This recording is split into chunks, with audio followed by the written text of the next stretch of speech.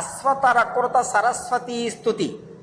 జగద్దాత్రి మహాదేవి వేదజనని సరస్వతి మోక్షాధికమని చెప్పబడుతున్న ఏ అసత్తు కలదో దానికి ఆశ్రయభూతులు అయిన అసత్తులు ఉన్నారో అవి అన్నీ చిద్రూపిణి నారద రూపిణి అయిన నీలో సంయోగ సంబంధముతో ప్రకాశిస్తున్నారు. అందుచేతనే నీవు పరాత్పర రూపమైన అక్షర పరబ్రహ్మవు. దారువులో అగ్ని దాగి ఉన్నట్లు, పంచభూతాలలో పరమాణువులు ఉన్నట్లు, ఈ కారణ రూప పరబ్రహ్మలో కార్యరూపమైన జగత్తులో నువ్వు లీనమై ఉన్నావు. చరాచర జగత్తు అంతా ఓంకారములో ఇమిడి ఉంది. అది అకార ఉకార మకారాత్మకం. సృష్టిలో ఇది త్రిపుటి సర్వత్రా కనిపిస్తోంది. అందుచేత ఇందులో అది ఉంది ఇది లేదు అనడానికి వీలు లేదు. అన్ని ప్రణవంలోనే ఉన్నాయి. 3 లోకాలు, 3 దేవతలు, 3 వేద విద్యలు, వాహనలు 3, జ్యోతిష్యులు 3, బ్రాహ్మణాది వర్గాలు 3, ధర్మార్థ కామాలు 3, గుణాలు 3, శబ్దాలు 3, రాగద్వేషాల్లో బాధి దోషాలు 3, బ్రహ్మచర్యాది ఆశ్రమాలు 3, కాలాలు 3, అవస్థలు 3, పితృపితామహ ప్రపితామహులు 3, దివనిసా సంధ్యలు 3, దేవ పితృ మనుష్య జాతులు 3. ఇలా విశ్వమంతా త్రిపుటీమయమే. అందుకే ప్రణవములోనే అన్నీ ఉన్నాయని పెద్దలు చెబుతున్నారు.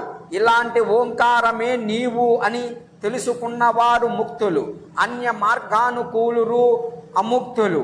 ఓంకార రూపిణి కర్మటులు ఏ మాత్రం ఉచ్చరించాలన్నా నిన్ను జపించవలసిందే. అగ్నిష్టోమం అత్యగ్నిష్టోమం ఉక్త్వం షోడసి వాజిపేయం అతిరాత్రం అప్తోర్యామం అనేవి శ్రౌత సాంప్రదాయములోని సప్త సోమ యజ్ఞ సంస్థలు. అజ్ఞాదానం, అగ్నిహోత్రం, దర్శ పూర్ణమాసాలు, చాతుర్మాసాలు, ఆగ్రయణం, నిరూఢ పశుబంధం, సౌత్రామణి అనేవి స్మార్త పద్ధతిలోని సప్తపాక యజ్ఞ సంస్థలు. ఇవన్నీ బ్రహ్మవాదుల చేత ఓంకృత పూర్వకముగానే నిర్వహింపబడుతున్నాయి. అమ్మా వాగ్దేవి అర్ధమాత్ర స్థితమైన నీ పరరూపం అందరికీ సులభ సాధ్యము కాదు. అది అవికారి, అక్రియం, దివ్యం, పరిణామనివర్జితం. కాబట్టి నీ రూపం వాక్కులకు అందనిది, వాగింద్రియాలకు చిక్కనిది. నీ రూపం ఒక్కొక్కప్పుడు అనేకం, ఒక్కొక్కప్పుడు ఏకం. సూర్యచంద్రుల కాంతి నీ స్వరూపమే. నీవు విశ్వరూపవు, విశ్వాకాశానివి, విశ్వాత్మవు, పరమేశ్వరివి. వేదాలు, వేదాంగాలు, సాంఖ్యాది యోగాలు నిన్ను ఆది మధ్యాంతరహితమని బోధిస్తున్నాయి. కార్యకారణరహితమని, నిర్గుణ పరబ్రహ్మమని కీర్తిస్తున్నాయి. సమిధిలో అగ్ని ఉన్నట్లు ఈ దీవృత్తిలో నువ్వు సర్వత్రా వ్యాపించి ఉన్నావట. నువ్వు అనాఖ్యవు, సద్గుణాఖ్యపు, భవ్యాఖ్యవు, త్రిగుణాశ్రయవు. కాబట్టి చైతన్య శక్తి మంతలైన పదార్థాలన్నింటిలో నీ మహామహానంద స్వరూపం భక్తి యోగులకు దర్శనమిస్తూ ఉంటుంది. సకలము నిష్కలము అయిన జగత్తునందంతటా నువ్వే వ్యాపించి ఉన్నావు. అద్వైత బ్రహ్మం, ద్వైత బ్రహ్మం, నిత్య పదార్థాలు, అనిత్య పదార్థాలు, స్థూల సూక్ష్మ, సూక్ష్మాతి సూక్ష్మ పదార్థాలు, భూమి మీదను, అంతరిక్షములోను, అంతరాళములోను, ఇతరత్రా ఉన్న సకల పదార్థాలు, అవి మూర్తాలు కావచ్చు, అమూర్తాలు కావచ్చు, పంచభూతాలు కావచ్చు, వాటిలో ఒక్కొక్కటే కావచ్చు. సమస్తాన్ని స్వరవ్యంజన రూపిణి అయిన నీ మహిమ చేతనే గుర్తించగలుగుతున్నాం. అశ్వతరుడు చేసిన ఈ స్తోత్రానికి వాగ్దేవి ప్రసన్నురాలయ్యింది, ప్రత్యక్షమయ్యింది, తానుగా పలికింది. నాగరాజా, నీ తపస్సుకు సంతోషించాను. నీ స్తోత్రం నన్నెంతగానో మురిపింపజేసింది. ఏమి వరము కావాలో కోరుకో, నీ ఇష్టం, వెంటనే అనుగ్రహిస్తాను అంది. విష్ణు జిహ్వాస్వరూపిణి సరస్వతి ధన్యుణ్ణి తల్లి, నీ అనుగ్రహాన్ని మించిన బలం మరొకటి లేదు. సంగీత రూపముగా అనుగ్రహాన్ని వర్ణించు నాకు నా సోదరుడు కంబలుడికి సంగీత స్వర సంపదను సమగ్రంగా ప్రసాదించు. ఆ శాస్త్రములోని లోతులు రహస్యాలు అన్నీ మాకు కటాక్షించు.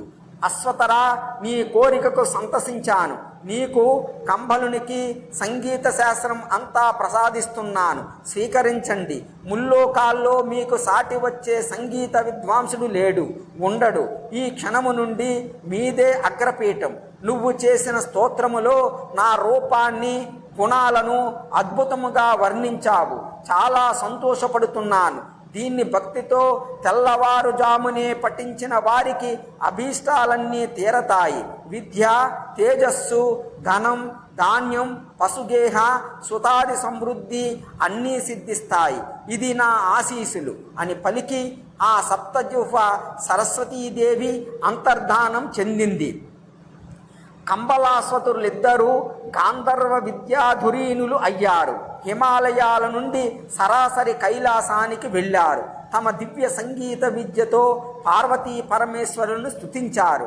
తంత్రీలయ సమన్వితముగా సప్తవిధి గీతాలతో కీర్తించారు. త్రిసంజలలోనే కాదు, అర్ధరాత్రి కూడా ఆ త్రినేత్రుని ఆరాధించారు. ఉబ్బులింగడు అన్న మాటే గాని ఒక పట్టాన కైలాసం దిగిరాలేదు. చాలా సంవత్సరాలు గడిచిపోయాయి. సోదరులలో భక్తి, నిష్ఠాపట్టుదల మరింతగా వృద్ధి చెందాయి. సక్కాలలో సంగీతముతో శివార్చన చేస్తున్నారు. అప్పటికి పరాత్పరుడికి అనుగ్రహం కలిగింది. ప్రత్యక్షమయ్యాడు. వరం కోరుకోండి అన్నాడు. సర్వభూషితాంగా కందర్ప దర్పభంగా, ఇంతకాలానికి కటాక్షించావా తండ్రి? సరస్వతీదేవి ప్రసాదించిన సంగీత విద్య చరితార్థమయ్యింది. అష్టమూర్తి పశుపతి మా ఇద్దరిది ఒకే కోరిక. కువలయాసుడి ధర్మపత్ని మదాలస రాక్షసమాయకులోనే ప్రాణాలు విడిచింది. అదే వయస్సుతో అదే మదాలసను నాకు బిడ్డగా అనుగ్రహించు. జాతి స్మరురాలై మునిపిటిలాగానే శాంతికి సహనానికి పెట్టింది పేరై బ్రహ్మ విద్యా పరాయణురాలై యోగినిగా యోగమాతగా విరాజిల్లేటట్లు కరుణించు. నాగరాజా, మీరు నాకు ఆభరణములు, అందుకని మీరు అంటేనే నాకు ప్రత్యేకమైన ప్రేమ. ఈ కోరికతో అది రెట్టింపు అయ్యింది. కువలయాసుడి సౌఖ్యం కోసం మీరు వరమడుగుతున్నారు. మీ కోరిక తప్పక నెరవేరుతోంది. మదాలస నీ ఇంట కూతురై పునర్భవం పొందుతోంది. దీనికి నీవు చేయవలసిన పని ఒకటుంది. నీ ఇంట జరిగే పితృతిథి నాడు మధ్యమ పిండాన్ని నువ్వు భుజించాలి. మదాలసను తలుచుకుంటూ భుజించాలి. పితృపూజ చెయ్యాలి. ఆ క్షణములోనే మదాలస యథాతథముగా అంటే మరణించినప్పటి వయోరూప గుణాలతో ఆవిర్భవిస్తోంది. కంబలాశ్వతులను ఆశీర్వదించి కాలకంఠుడు అదృశ్యమయ్యాడు. సోదరులిద్దరూ సంతోషముగా పాతాళానికి తిరిగి వెళ్ళారు. పితృతిథి వచ్చింది. ఈసారి సోదరులిద్దరే ఏకాంతముగా శ్రద్ధగా శ్రాద్ధ విధులు నిర్వహించారు. మధ్యమ పిండాన్ని శివుడి ఆజ్ఞ ప్రకారం మదాలసను స్మరిస్తూ అశ్వతరుడు భుజించాడు. చిన్నగా నిట్టూర్పు విడిచాడు. అదే సమయములో అతడి మధ్యమ పనాగ్రభాగము నుండి మదాలస సజ్జో యవ్వనముతో ఆవిర్భవించింది. ఈ విషయాన్ని రహస్యంగా ఉంచాలని సోదరులిద్దరూ నిర్ణయించుకున్నారు. తమకు విశ్వాసపాత్రమైన ఇద్దరు నాగకన్యలను పిలిచి మదాలసకు తోడి ఇచ్చి రహస్య స్థావరములో విడిది ఏర్పాటు చేశారు. ఋతుధ్వజునికి బహుకరించడం కోసం మదాలసను పునర్జీవితురాలిని చేస్తానని తపస్సుకు వెళ్ళిన తండ్రి ఇంటికి తిరిగి వచ్చాడే తప్ప తెచ్చిందేమీ కనిపించలేదు. నాగకుమారులకి ఏమయ్యిందని అడిగే ధైర్యం లేక మిన్నకుండిపోయారు. ఎప్పటిలాగే బ్రాహ్మణ బాలుర రూపాలు ధరించి భూలోకానికి వెళ్ళి ఋతుధ్వజునితో ఆడుతూ ఉన్నారు. ఒకరోజు నాగరాజు తన బిడ్డలిద్దరిని దగ్గరికి పిలిచి చెరుక తొడపై కూర్చోపెట్టుకుని ఇలా అన్నాడు: మీరిద్దరూ భూలోకానికి వెళ్ళి ఋతుధ్వజునితో క్రీడిస్తూ ఉన్నారు, బాగానే ఉంది. ఒక్క ఒక్కసారి అయినా అతన్ని మన లోకానికి తీసుకురాలేదేమి? ఇదేనా స్నేహమంటే? అతడికి మీరు ఏదో ప్రత్యుపకారం చెయ్యాలని అనుకున్నారు. మళ్ళీ ఆ మాటే అడగలేదు. ఏ లోకములోనైనా ప్రయాణము చేసే కువలయాసం అతని దగ్గర ఉంది అన్నారు కదా, దాన్ని ఎక్కి రమ్మనండి, నా ఆహ్వానంగా చెప్పండి అన్నాడు నాగరాజు. నాగకుమారులు సంబరపడ్డారు. తండ్రి ఎందుకో చెప్పటం లేదు, కానీ ఏదో కథ ఉంది అని ఊహించారు. వెంటనే బయలుదేరి భూలోకం చేరుకున్నారు. బ్రాహ్మణ బాలకులాగా మారిపోయారు. ఋతధ్వజుని కలుసుకున్నారు. కాసేపు ఆటపాటలు అయ్యాయి. మిత్రమా, మనం ఎన్నాళ్ళు కలిసిమెలిసి తిరిగాం. నువ్వు మాత్రం ఒక్కసారి అయినా మా ఇంటికి రాలేదు. రమ్మని పిలవందే రాకుమారుడివి ఎలా వస్తావు? పిలవని తప్పు మాదే. మా తండ్రి గారు ప్రత్యేకంగా చెప్పమన్నారు. వారు నిన్ను చూడాలంటున్నారు. నీ రాచమర్యాదలకు భంగం కలగదు అనుకుంటే మా ఆహ్వానం మన్నించు, మా ఇంటిని ఒకసారి దర్శించు అని బ్రాహ్మణ బాలుడు పలుకుతూ ఉంటే ఋతధ్వజుడు ఎంతో ఆనందించి సంబరపడ్డాడు. ఎప్పుడో ఎందుకు, ఇప్పుడే వెడదాం పదండి. మిత్రుల ఇళ్లకు వెళ్ళటానికి రాచమర్యాదలు ఎందుకు? మీ తండ్రి గారు రమ్మన్నారు అన్నారు కదా. వారికి నా మీద ప్రేమ కలగటం నిజముగా నా అదృష్టం. వారిని దర్శించి ఆశీస్సులు పొందుతాను. పెద్దల ఆశీస్సులు అమోఘముగా పనిచేస్తాయి. నడవండి, వెళదాం. మీ ఇల్లు ఎక్కడో నాకు తెలియదు. దూరమా దగ్గర? నడిచి వెడదామా లేదా కువలయాశ్వాన్ని పిలవనా అని అడుగుతుంటే ఋతధ్వజుడి అంగీకారానికి మురిసిపోయారు నాగకుమారులు. మిత్రమా, సంతోషం. నువ్వు వస్తానని అన్నావు, అంతే చాలు. మేము దగ్గరుండి తీసుకెళ్తాం. మా ఇల్లు దగ్గరంటే దగ్గరే, దూరమంటే దూరమే. కువలయాశ్వాన్ని పిలవవలసిన అవసరం లేదు. గౌతమీ నది దారిలో వెళ్ళాలి అని ముగ్గురు బయలుదేరారు. గౌతమీ నది చేరుకున్నారు. మిత్రమా, ఇక్కడ ఒక్క క్షణం ఆగుదాం. పవిత్ర నదికి ఆచమించి సూర్యునికి ఆర్ఘ్యం ఇవ్వటం మన విధి. నువ్వు నదిలో దిగి దోసిట నీళ్లు పట్టి కళ్ళు మూసి తెరిచేలోగా మనం మా ఇంటి దగ్గర ఉంటాం. నిజం, నువ్వే చూస్తావుగా అన్నారు. అన్నట్లుగానే ఋతధ్వజుడు కళ్ళు మూసి తెరిచేసరికి నాగలోకములో ఉన్నారు. తన మిత్రులు బ్రాహ్మణ కుమారులిప్పుడు సర్ప శిరస్సులతో నాగకుమారులయ్యారు. ఇదేమిటి అని ఆశ్చర్యపోతున్నాడు ఋతధ్వజుడు. చెలికాడా, క్షమించు, మేం బ్రాహ్మణ కుమారులం కాదు, నాగరాజు కుమారులం. ఇది నాగలోకం. నీతో స్నేహాన్ని వదులుకోలేక నిజం చెబితే నువ్వు మాతో స్నేహం చెయ్యవని తలచి ఇంతకాలం బ్రాహ్మణ కుమారులుగా గడిపాం. ఇది మా ఆనందం కోసం చేసిందే తప్ప నిన్ను మోసగించాలని మాత్రం కాదు. అయినా స్నేహధర్మానికి విరుద్ధముగా నీ నుండి ఈ ఒక విషయాన్ని దాచాం కనుక క్షంతవ్యులం అన్నారు. ఋతధ్వజుడు ప్రేమగా, మిత్రులారా, అంత మాటలెందుకు, పర్వాలేదు. మీ ఆనందం కోసం అయినా నాకు ఆనందం పంచారు కనుక ఇందులో క్షమార్పణల ప్రసక్తి లేదు.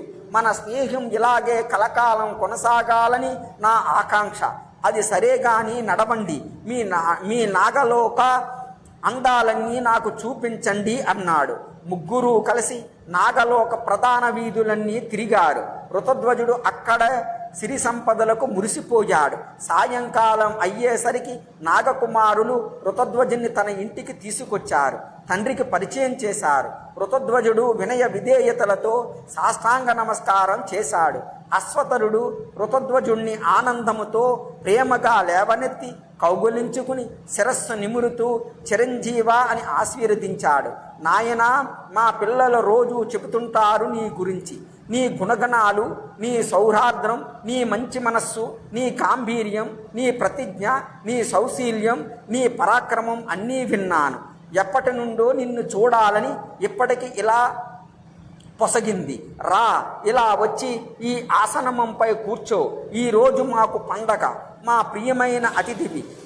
రాక మొదటిసారిగా వచ్చావు. తగ్గ మర్యాదలు చెయ్యని. దయచేసి దేనికి అడ్డు చెప్పకు.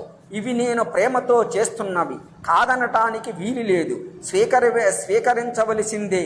అశ్వతరుడు ఇలా మాట్లాడుతూనే ఋతధ్వజుని సముచితాసనంపై కూర్చోండబెట్టి గంధమాల్యాదులు అలంకరించి రత్నఖచిత నానావిధ స్వర్ణ భూషణాలు ధరింపజేశాడు.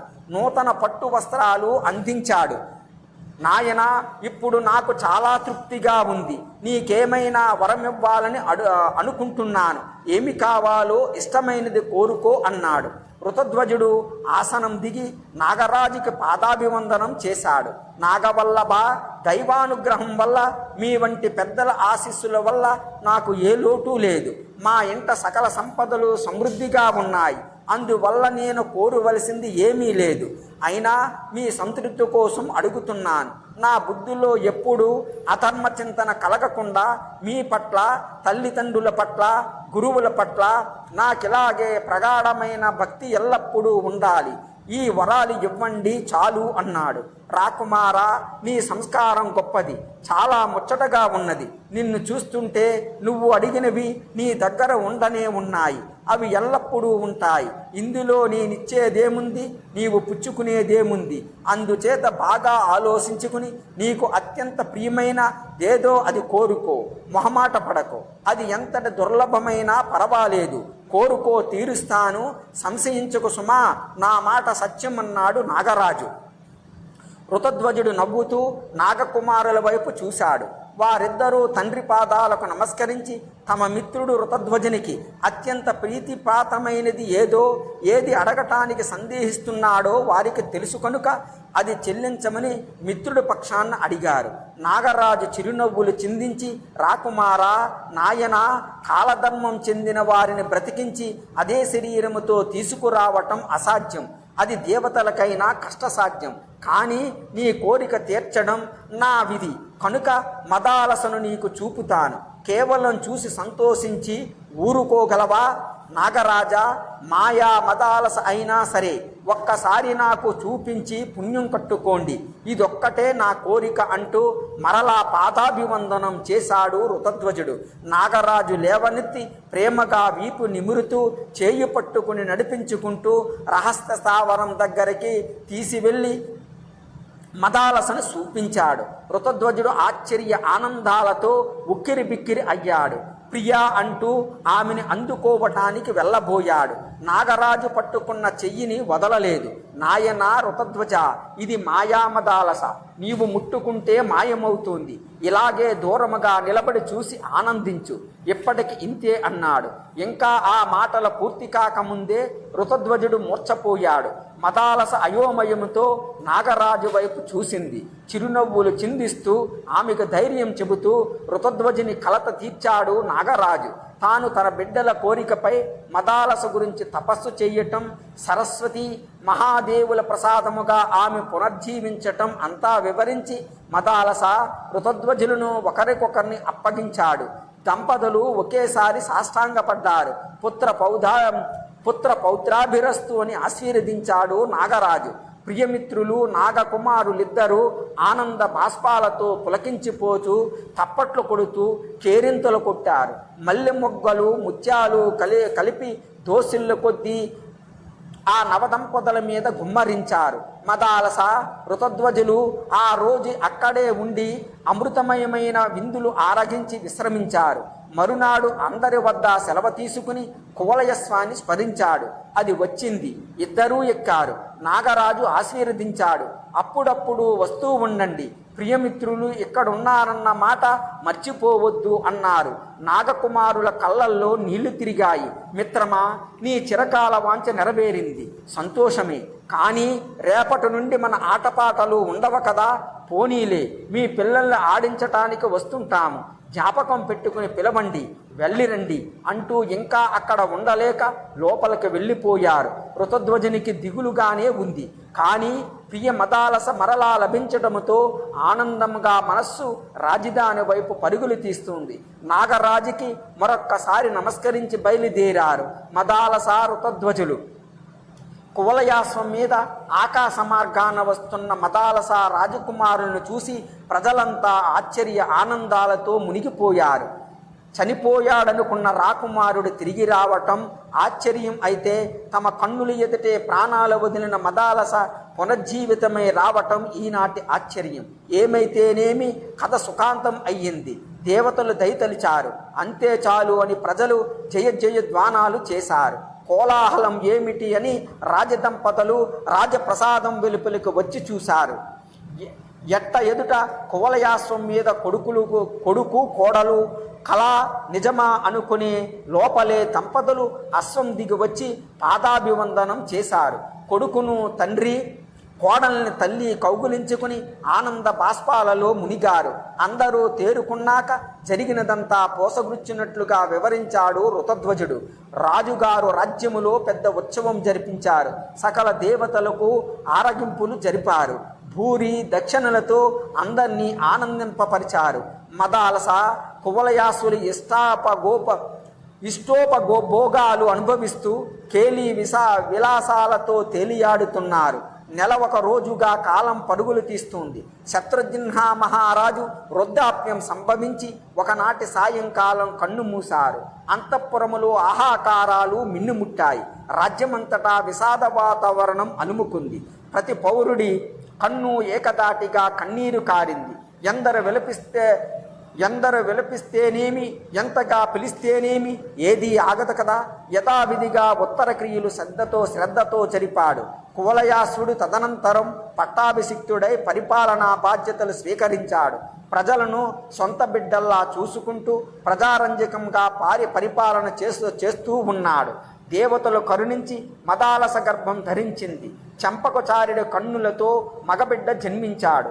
కువలయాసుడు సంబరపడి రాజ్యమంతటా ఉత్సవం జరిపించాడు. పుట్టిన బిడ్డకి జాతకర్మాదులన్నీ జరిపించి విక్రాంతుడని నామకరణం చేశాడు.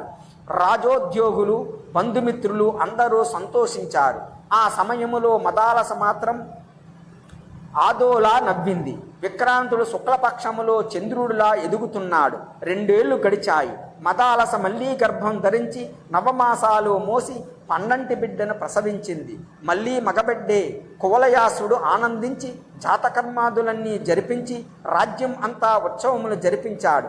ఈసారి బిడ్డడికి సుబాహువు అని నామకరణం చేశాడు. మదాలస మళ్ళీ ఎప్పటిలాగానే అదోలా నవ్వింది. కాలం గడుస్తోంది. మళ్ళీ కొంతకాలానికి మదాలస గర్భం ధరించి నెలలు నిండగానే 3వసారి కూడా మగబిడ్డనే ప్రసవించింది. ఈసారి బిడ్డడికి శత్రుమర్ధనుడని నామకరణం చేశారు. మదాలస మళ్ళీ ఎప్పటిలాగే నవ్వింది. కాకపోతే ఈసారి బిగ్గరగా నవ్వింది. కువలయాసుడికి సందేహం వచ్చింది. ఎందుకు నవ్వావు అని అడిగాడు. అందుకామె బదులు చెప్పలేదు. కొంతకాలానికి 4వ బిడ్డ కూడా కలిగాడు. ఈ నామకరణం చెయ్యబోతూ కువలయాసుడు, మదాలస 3 బిడ్డలకి నేనే పేరు పెట్టాను. అప్పుడలా నువ్వు నవ్వావు. కారణం చెప్పావు కాదు. ఇప్పుడైనా చెప్పు. బహుశా నేను పెట్టిన పేర్లు నీకు నచ్చలేదేమో. అందుచేత ఈ బిడ్డడికి నువ్వే పేరు పెట్టు అన్నాడు. అప్పుడు మదాలస, ప్రాణవల్లభ, పేర్లు నచ్చటం నచ్చకపోవటము కాదు. నా నవ్వుకు కారణం వేరే ఉంది. అది తరువాత చెబుతాను. ముందు ఈ బిడ్డడికి అలర్కుడు అని నామకరణం చెయ్యండి. వీడు చిరంజీవిగా వర్ధిల్లుతాడు అంది. కువలయాసుడు అలాగే చేశాడు. విక్రాంతుడు, సుబాహువు, శత్రుమర్ధనుడు, అలర్కుడు 4 బిడ్డలు దినదిన ప్రవర్ధమానం అవుతున్నారు. సుమతి తన తండ్రికి చెబుతున్న వృత్తాంతాన్ని వేదధర్ముడు దీపకునితో చెబుతున్నాడు. శ్రద్ధగా వింటున్న దీపకుడి కుతూహలం పెరిగింది. గురుదేవా, అనంతర కథ ఏమిటి? మదాలస ఎందుకు నవ్వింది? అందులో ఏదో అంతర్ధానం ఉండి ఉంటుంది. ఆమె యోగమాత, మహాయోగిని కదా. పైగా సరస్వతీ మహాదేవుల వరప్రభావం వల్ల పునర్జన్మించినదాయే. గురుదేవా, ఇవన్నీ ఆసక్తి కలిగిస్తున్న అంశాలే. ఆ తండ్రి కొడుకుల సంభాషణగా సాగిన అనంతర కథను త్వరగా చెప్పండి. కథలో గొప్ప పట్టు ఉంది. మీరు చెబుతుంటే అది మరింతగా రక్తకట్టి కుతూహలముతో ఊపేస్తుంది అన్నాడు. వేదధర్ముడు సరేనని తండ్రి కొడుకుల సంభాషణని యథాతథముగా వివరిస్తున్నాడు. ఒకనాడు కువలయాసుడు, ప్రాణప్రియ మదాలస, ఇంతకీ నా సందేహం నీవు తీర్చలేదు. బిడ్డలకి నామకరణం చేసినప్పుడల్లా నీవు నవ్వావు. ఎందుకు? ఆ పేర్లు నచ్చలేదందామా? అంటే అవి చాలా చక్కటి పేర్లు. పోనీ నువ్వు 4వ వాడికి పెట్టిన పేరు ఏమైనా గొప్పదా? అందులో విపరీత అర్థాలున్నాయా? ఏమీ లేదు. అలర్క శబ్దానికి పిచ్చి కుక్క అని అర్థం. అంతగా హేళన చేసి నువ్వు పెట్టిన పేరు గొప్పగా ఉందా? అసలు నీవు ఎందుకు నవ్వావో చెప్పు. యోగ విద్య రహస్యాలు తెలిసిన దానివి. బిడ్డల భవిష్యత్తు ఊహించి నవ్వావా ఏమిటి? అడిగాడు. తన నవ్వును అవహేళనగా భావించి భర్త ఇలా నెగ్గదీస్తుంటే మదాలస కంగారు పడింది. సమాధానం చెప్పకపోతే భర్త మనస్సు నొచ్చుకుంటోంది అని గ్రహించి, నాదా నిన్ను కించపరచాలని నవ్వలేదు, బిడ్డల భవిష్యత్తు దర్శించి నవ్వలేదు, కొంచెం ఆలోచిస్తే నేనెందుకు నవ్వానో మీకే తెలుస్తుంది. పెద్దవాడికి విక్రాంతుడనే పేరు పెట్టారు. క్రాంతి అంటే గతి అని అర్థం. ఈ పేరు దేహానికి పెట్టినట్ల ఆత్మకు పెట్టినట్ల? దేహమైతే జడ పదార్థం కనుక కదలలేదు. మరి దేహానికి క్రాంతి అని పేరు ఎలాగా కుదురుతోంది? ఆత్మ అనేది సర్వవ్యాపకం, అంతటా వ్యాపించి ఉన్న దానికి ఇంకా కదలటం ఎలా కుదురుతోంది? కాబట్టి విక్రాంతుడనే పేరు ఇటు దేహానికి ఆత్మకి కుదిరేది కాదు. ఇలాంటి పేరు పెట్టారేమిటి అని నవ్వు వచ్చింది. రెండో వాడికి సుబాహు అని పేరు పెట్టారు. మంచి దృఢమైన బాహువులు కలవాడు అని అర్థం. ఆత్మ పదార్థం నిరవయం కాబట్టి దానికి ఈ పేరు అన్వయించదు. జడమైన శరీరానికి బాహువులుండి ప్రయోజనం లేదు. అందుచేత ఈ పేరు నాకు నవ్వు రప్పించింది. మూడో వాణ్ణి శత్రుమర్దనుడు అన్నారు. అవునా? ఇక్కడ నాకు అవే సందేహాలు. అనస్వరమైన ఆత్మ పదార్థం సర్వవ్యాపి, అంతటా తానే, దానికి శత్రువులు లేరు, మిత్రులు లేరు. మరి ఎవరి శత్రువులని మర్దిస్తోంది? సమాధానం ఉన్నదా? అదీగాక అహంకార కల్పితాలైన క్రోధాది భావాలు, స్వపర్వ భేదాలు దానికెక్కడవి? జడమైన శరీరానికి మర్దనం పొసగదు. అందుచేత ఈ పేరు కూడా నవ్వు రప్పించింది. ఎవరు ఎవరికి ఏ పేరు పెట్టినా ఈ తగవు తప్పదు. సార్థక నామధేయ అసంభవం, కానీ లోకం వ్యవహరింపసాగాలి కనుక అందుకని ఏదో ఒక పేరు పెట్టాలి. ఎంతో అందమైన పేరు పెట్టామని మురిసిపోవటం అదొక వెర్రి, పిచ్చి. అందుకని అర్థం పర్థం లేకుండా ఆలోచించకుండా అలర్కుడన్నాను. మీరు పెట్టినవి పేర్లు, నేను పెట్టింది పేరే. వ్యవహారం కోసం ఏదో ఒక పేరు అంతే. కువలయాసుడు మరింక మాట్లాడలేదు. గంభీర వదనముతో, ఇంతటి తార్కిక దృష్టి ఉన్న ఈ మదాలస ఆనాడు నా మరణ వార్త వినగానే ప్రాణాలు ఎందుకు వదిలేసిందో అనుకుంటూ భారంగా కదిలాడు. మదాలస తన బిడ్డల్ని పెంచడములో కూడా ఇదే తత్వదృష్టితో పెంచింది. పెద్దవాణ్ణి ఉయ్యాల్లో వేసినప్పటి నుంచి వైరాగ్య గీతాలు జోలపాడింది. బిడ్డ ఎందుకు రోధిస్తున్నావు?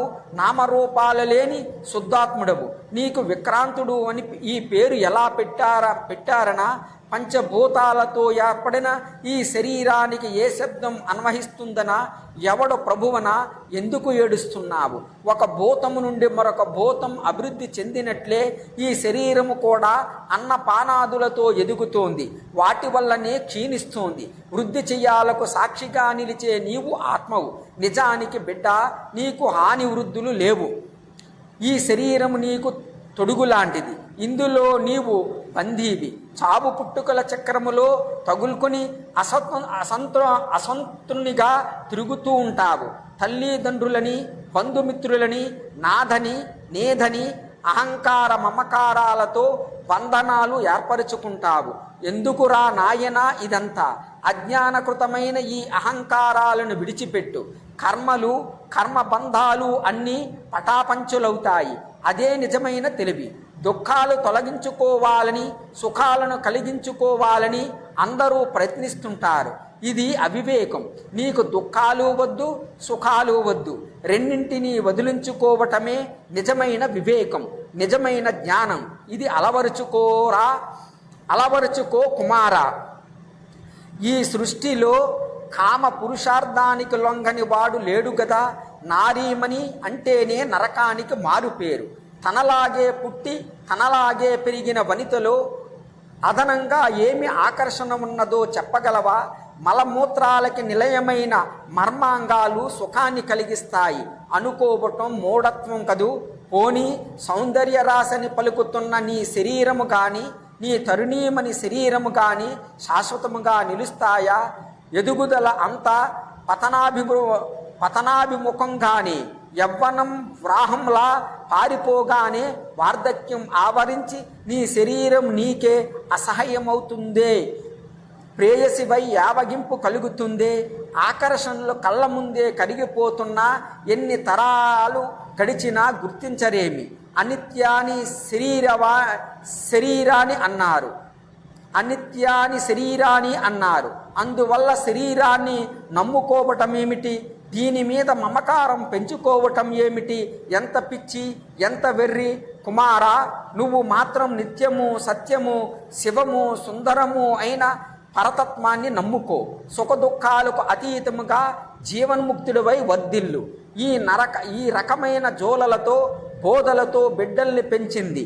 మొదటి ముగ్గురు విరాగులై సామ్రాజ్యాన్ని, సంసారాన్ని తృణీకరించి మునివృత్తిని స్వీకరించి అడవులకు వెళ్ళిపోయారు. తండ్రి కానీ రాజగురువులు కానీ చేసిన ఏ ఉపదేశము వారి చెవికెక్కలేదు. బ్రహ్మవాదిని అయిన కన్నతల్లి చెప్పినదే వారికి వేదమయ్యింది, అదే రుచించింది. బ్రహ్మజ్ఞానులై వెళ్ళిపోయారు. కువలయాసుడికి దిగులు పట్టుకుంది. 4వ వాడినైనా దక్కించుకోకపోతే సింహాసనమే కాదు వంశమే నిలబడదని గ్రహించాడు. అలర్కుడికి వైరాగ్య గీతాలు, జోలలు పాడకుండా కట్టడి చేశాడు. నువ్వు నిజంగా పతివ్రతవే అయితే నా మాట జవదాటకూడదు. అలర్కుడికి జీవితం పట్ల రుచి కలిగించు, అనుకూల చింతనను కలిగించు. నివృత్తి మార్గం కాదు, ప్రవృత్తి మార్గం బోధించు. సమర్థుడిగా, సద్గుణ సంపన్నుడుగా, సౌశీల్యం కలవానిగా, మహావీరుడుగా, పరిపాలనా దక్షుడుగా తీర్చిదిద్దు. ప్రయోజకుణ్ణి చెయ్యి, దీనికి కావలసినవి అన్నీ నూరిపోయి. అటువంటి బుద్ధి ఆటవాలను కలిగించు. ఇదేదో నా వంశాన్ని నిలబెట్టుకోవటానికో, నా రాజ్యాన్ని కాపాడుకోవటానికో చెబుతున్న మాట కాదు. ఒక్కసారి ప్రశాంతంగా ఆలోచించు. అందరూ బ్రహ్మజ్ఞానులైపోయి నివృత్తి మార్గం వైపే ప్రయాణము చేస్తే, కాంత కనకాలను పరిత్యజిస్తే మరి గృహస్థాశ్రమం ఏమైపోవాలి? అదే లేకపోతే పితృదేవతలకి పిండ ప్రదానం చేసేదెవరు? పితృదేవతల ఆత్మ సంతృప్తి చెందేదెలాగా? బ్రహ్మచర్య, వానప్రస్థ, సన్యాస, ఆశ్రమవాసులందరికీ పోషకుడు కదా గృహస్థుడు. దేవతలకు, అతిథులకు, పశుపక్షాది జంతు మూలాలన్నింటికీ అన్నోదకాలు అందించేది గృహస్థులే కదా. ప్రజాతంతువు అవిచ్ఛిన్నముగా కొనసాగాలంటే గృహస్థాశ్రమమే కదా మూలకంధం. అందుచేత ఓ సాధ్వీమని, బ్రహ్మవాదిని, ఈయన 4వ బిడ్డకు ఐక, ముష్మిక జ్ఞానాలు రెండూ సరిసమానముగా బోధించు. సత్కర్మాచరణ పట్ల గురి కుదుర్చు. కువలయాసుడి కోరిక ఆ పతివ్రత మదాలస అంగీకరించింది. ఆనాటి నుండి అలర్కుడికి సర్వధర్మాలను ఉపదేశించింది. రాజనీతిలో తీర్చిదిద్దింది. యుద్ధ విద్యల్లో పారంగతుణ్ణి చేసింది. ధర్మాధర్మ వివేకం కలిగించింది. ప్రవృత్తి నివృత్తుల సమ్మేళనం నేర్పింది. వర్ణాశ్రమ ధర్మాలు, శ్రాద్ధకల్పం, యజ్ఞదాన విధులు, ప్రజారంజక పరిపాలనం, ఇలాగ ప్రవృత్తి మార్గం నేర్పింది. అలర్కుడు అన్ని విధాలా ప్రయోజకుడు అయ్యాడు. తల్లిని మించిన దైవమే కాదు, గురువు కూడా లేడు. కువలయాసుడు కుమారుణ్ణి చూసి సంబరపడి గర్వించాడు. తనకు చేదోడు వాదోడుగా నిలుస్తూ సహకరిస్తున్న వేళ అలర్కుడి బుద్ధి కుశలతను, ధర్మనిష్టను, కార్యనిర్వహణ దక్షతను గ్రహించి సంతృప్తి చెందాడు. రాజ్యభారం కొడుకు భుజాల మీద పెట్టవచ్చునని నిశ్చయించుకుని ఒక మంచి సుముహూర్తాన రాజ్య పట్టాభిషేకం జరిపించాడు. సింహాసనం అప్పగించాడు. మదాలస సమేతుడై తాను వానప్రస్థానానికి బయలుదేరాడు. మదాలస అలర్కుణ్ణి ప్రేమగా దగ్గరకు తీసుకుని మృదువుగా చివరి మాటగా కామోపభోగ ప్రక్షాళనకరమైన హితవు చెప్పింది. నాయనా, నీవు గృహస్థ ధర్మములో ఉన్నావు, రాజ్యభారాన్ని భుజాల మీదకు ఎత్తుకున్నావు. ఇవి రెండు దుఃఖహేతువులే. మమకారాలకు బానిసి అయిన గృహస్థు తనకు తానే దుఃఖం కొని తెచ్చుకుంటున్నాడు. అందుచేత నీకు ఎప్పుడైనా భరింపలేని దుఃఖం కలిగితే అప్పుడు మాత్రమే ఇదిగో నేను ఇస్తున్న ఈ ఉంగరం ముద్రను విప్పి అందులో బంగారు రేకు మీద సూక్ష్మాక్షరాలలో ఉన్న శాసనాన్ని చదువు అని చెప్పి ఉంగరాన్ని ఒక చిన్న బంగారు పెట్టులో భద్రపరిచి అందించింది. శుభం భవతు కళ్యాణమస్తు అని అలర్కుణ్ణి ఆశీర్వదించి మదాలస కువలయాసులు నిర్మలముగా అడవులకు వెళ్ళిపోయారు. రాజ్యపాలన బాధ్యత స్వీకరించిన అలర్కుడు వివాహం చేసుకుని గృహస్థాశ్రమములో అడుగుపెట్టాడు. భోగభాగ్యాలు అనుభవిస్తూనే తన ప్రజలను కన్నబిడ్డల్లా చూసుకుంటూ ధర్మబద్ధముగా పాలన చేస్తున్నాడు. దుష్ట శిక్షణ శిష్ట రక్షణలు చేస్తూ ధర్మబద్ధంగా శిక్షలు అమలు జరుపుతూ ఉన్నాడు. అనేక యజ్ఞయాగాలు నిర్వహించి ఆత్మసంతృప్తిని అఖండ కీర్తిని సంపాదించాడు. ఆత్మజ్ఞాని అయి ధర్మముతో అర్థాన్ని అర్థముతో ధర్మాన్ని పెంపొందించుకున్నాడు. ఈ రెండింటికి మించిన విషయసుఖాలను అనుభవించాడు. ఎన్ని వేల సంవత్సరాలు పరిపాలన కొనసాగించిన రాజభోగాలు అనుభవించిన అలర్కుడికి తనివి తీరటం లేదు. భోగాసక్తుడై వెంపర్లాడుతున్నాడే తప్ప వైరాగ్య భావనలు రావటం లేదు. రాజ్యాన్ని పుత్రులకు అప్పచెప్పి తాను తండ్రిలాగే అడవలకు పోదాం, ఆముస్మికం గురించి ఆలోచిద్దాం, ముక్కు మూసుకుని కాసేపు తపస్సు చేసుకుందాం, ఇలాంటి చింతనలే కలగటం లేదు. అన్నగారైన సుబాహువు అలర్కుడి పరిస్థితి గమనించాడు. ఇతన్ని నివృత్తి మార్గంలోకి మళ్లించటం ఎలాగా అని దీర్ఘంగా ఆలోచించి కష్టాలలోకి నెడితే భగవంతుడు జ్ఞాపకం వస్తాడు. ఈ పని చేయాలనుకుంటే ఇతడి శత్రువులను ఆశ్రయించాలి. ఇరుగు పొరుగు రాజ్యాలు సహజ శత్రువులు, అందువలన కాశీరాజును ఆశ్రయిస్తాను. సుబాహు వెంటనే కాశీరాజును కలుసుకున్నాడు. మదాలస కువలయస్వులకు మేము 4 పుత్రులం. పై 3 కాదని 4వ వాడు అలర్కుడు రాజ్యం కాజేశాడని ఇది అన్యాయం కనుక నువ్వు దండెత్తి అతన్ని ఓడించి రాజ్యభ్రష్టుణ్ణి చేసి తమ రాజ్యం తమకు అప్పగించమని వేడుకున్నాడు. కాశీరాజు ముందే దండయాత్రకు అంగీకరించలేదు. ముందుగా యోగ్యుడైన దూతను పంపాడు. సహజంగానే అలర్కుడు అహంకారముతో కాశీరాజు ప్రతిపాదనను తిరస్కరించాడు. సుబాహునే స్వయముగా వచ్చి అర్థించమనండి, మంచిగా అడిగితే ఇస్తాను, అంతేగాని శత్రువులను ఆశ్రయించి ఇలా దూతలను పంపిస్తే మాత్రం బెదిరింపులకు లొంగను అని సమాధానం పంపాడు. సుబాహు తన అభిమానం దెబ్బతిన్నట్లుగా నటించాడు. కాశీరాజును మాటలతో ఎగత్రోశాడు.